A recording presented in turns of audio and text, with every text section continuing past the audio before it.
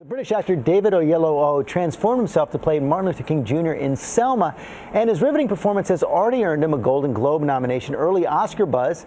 He recently sat down with Amy Robach to talk about the experience. We will not wait any longer.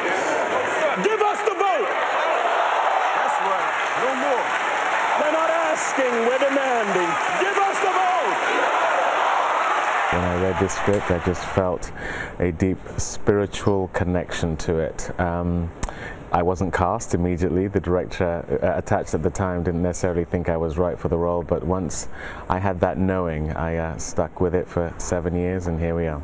The right place, the right time, you stuck with it, and remarkable when this film is now being released. The story of Martin Luther King and the protests in the street down south, obviously, in Selma.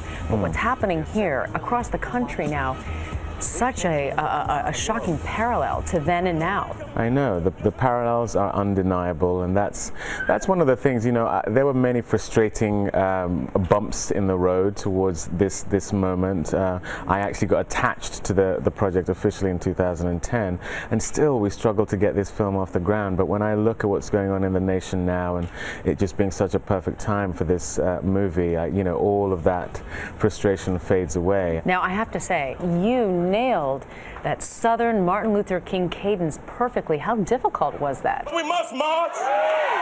We must stand up. Every day I would do something to try and get closer to him, because I knew that this was going to be in my future at some point. But you know, I worked with an incredible dialect coach by the name of Elizabeth Himmelstein. I spent a lot of time with his friends. Congressman John Lewis was there on the set with you. Was that intimidating at all? You know what? It was one of the most extraordinary things. I hadn't met him before. The first time I met him was on the set of Selma, and he walked straight up to me. I was in costume as Dr. King, and he said, "Dr. King, it is so nice to see you again."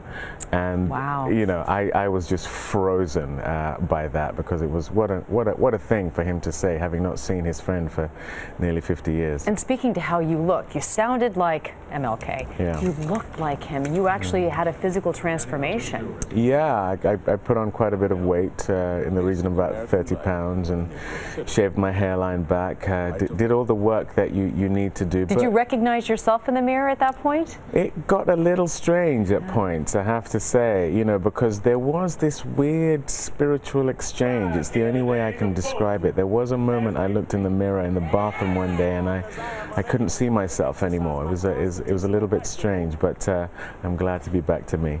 David, thank you so much. Thank you. Thanks for having me. We couldn't see him either. He became Martin Luther King Jr. It's a great movie. Selma opens in select cities on Christmas Day, everywhere January 9th.